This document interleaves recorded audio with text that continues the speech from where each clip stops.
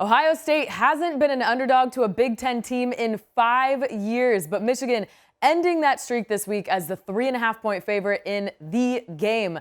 Dave Biddle and Alejandro Zuniga are here to break this one down. Everything on the line here. The winner clinching the Big Ten East outright and will face Iowa in the Big Ten championship game. It's also likely an elimination game for the college football playoffs. For the second straight year, the Buckeyes and Wolverines meet as undefeated 11-0 teams, something that hasn't happened since 2006. Now, these games are always decided between the trenches. So, Alejandro, what do you expect to see on the line of scrimmage? Yeah, it's no secret that Michigan has dominated the trenches in this game each of the last 2 years. That is the reason they have won this game. And Michigan leans on its rushing attack. It leans on its offensive line from an offensive perspective. They will be coached by an acting head coach, Sherrone Moore, who is the offensive line coach.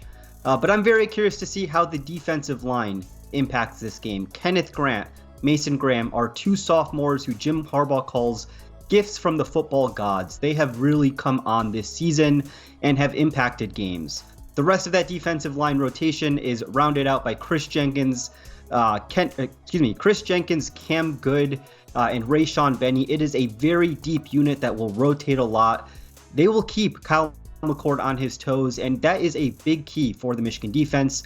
The more you can keep Kyle McCord moving in the pocket, unsure, not having much time, the less opportunity there is for Marvin Harrison and those explosive receivers to cause damage downfield.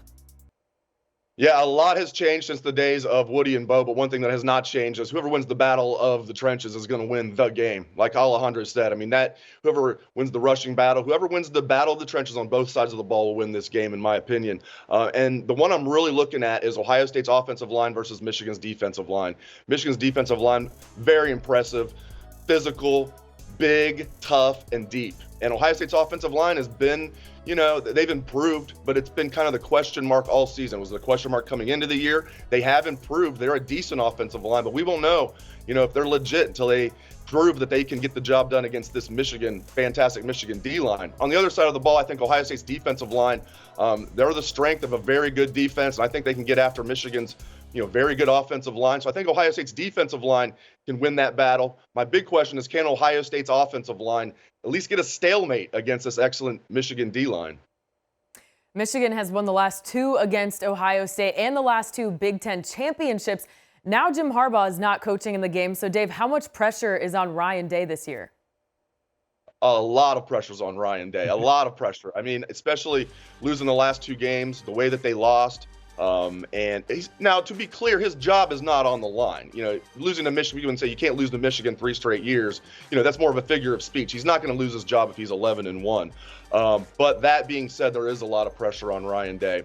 If they lose a 3rd straight time to Michigan, there's going to be big time questions. So a lot of pressure, again, not to the point where he's coaching for his job, but certainly a lot of pressure on Ryan Day in this game.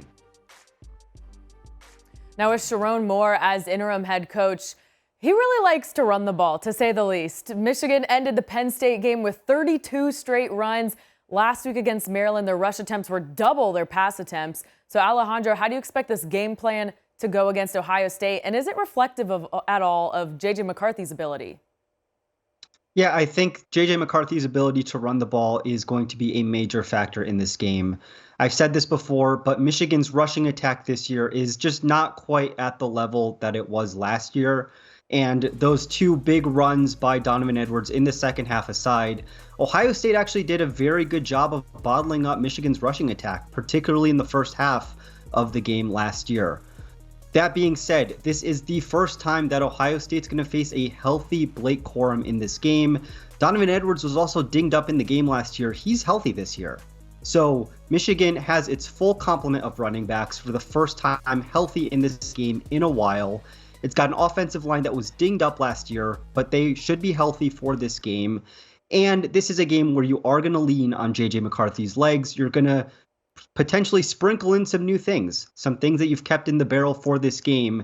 Michigan knows it has to win in the trenches. It passes more, but it's still a run-first offense.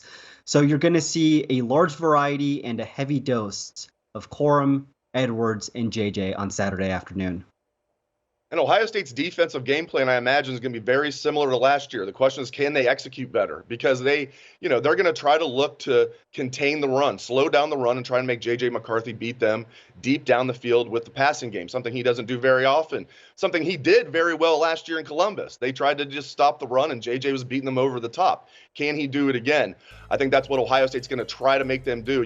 We know in the second half of the Penn State game, Michigan didn't even throw the ball because they didn't need to. They were gashing Penn State in the running game. Last week, they didn't throw the ball very much. But that doesn't mean they're not going to throw the ball well against Ohio State, because it was the same thing going into last year's game. Everybody's saying J.J. can't throw the ball deep until he had about 3 deep touchdowns against Ohio State. So we shall see. But that's going to be the defensive game plan for Ohio State. Try to contain the run. You're not going to completely shut down Michigan's running game. Contain the run. Try to make J.J. McCarthy beat you with the pass. I imagine that's going to be Jim Knowles' game plan.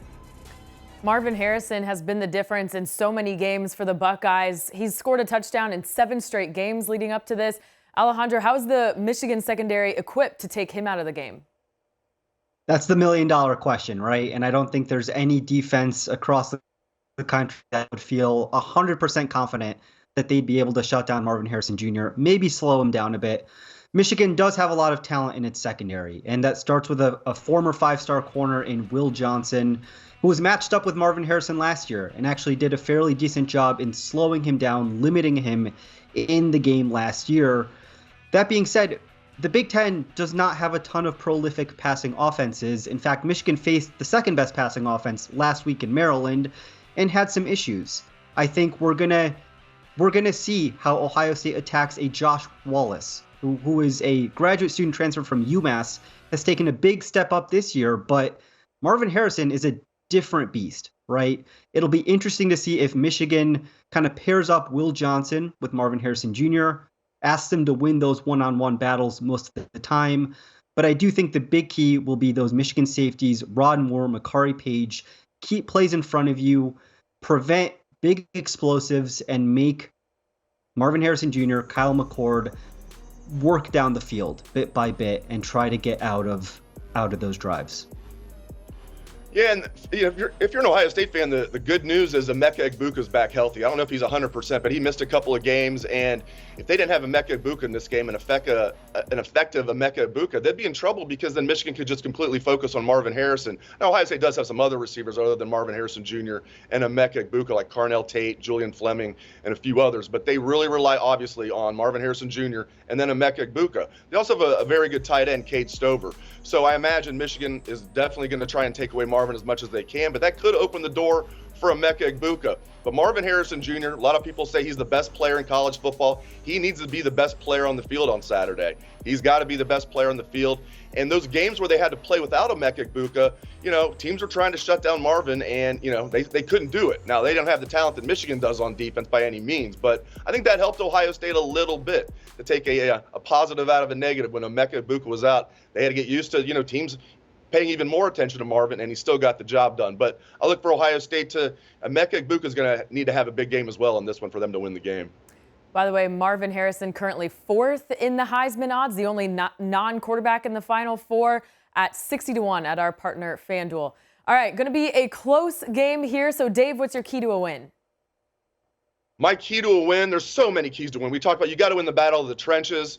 You got to win the running game. And I think another key here is the game is always intense beyond belief, as we know. This one might take the cake, and I don't say that lightly. With everything that's going on off the field, Michigan hammering them the last 2 years, the game being in Ann Arbor, this is going to be so intense. So I think a huge part of this game for both teams, but from Ohio State's perspective, you've got to keep your composure. You can't do things like you did last year. The Michigan guy's talking to you, you can't headbutt them and get a 15-yard penalty. You've got to keep your composure in a huge game like this, because little things are going to make a huge difference. Jim Tressel used to say 1 yard in this game is worth 2. And I buy into that. I mean, it's so hard to get a yard in this game. So you got to keep your composure. You can't do things like they did last year and get 15-yard penalties. And you just got to try and, contain your emotions as much as possible. Easier said than done. I get that. But I think keeping your composure is going to be a big deal in this game. But it's going to come down to mostly who's going to win the battle of the trenches. Yeah, from a Michigan perspective, I think that J.J. McCarthy needs to be the better quarterback. He is the quarterback with experience in this game. He is the guy who needs to take a step up from quite honestly, the way he's played the last couple weeks, particularly last week against Maryland. Now, he was a little bit dinged up, but I do think in this game, you need to leave it all on the line. Michigan needs to employ the fact that J.J. McCarthy is a mobile quarterback.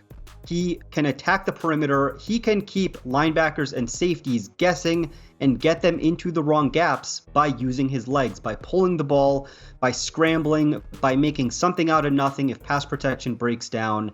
He needs to do that. In addition, we saw last year what J.J. McCarthy can do in the play-action pass game against an Ohio State defense that is going to be keying on the run, that is going to be trying to win that battle in the trenches.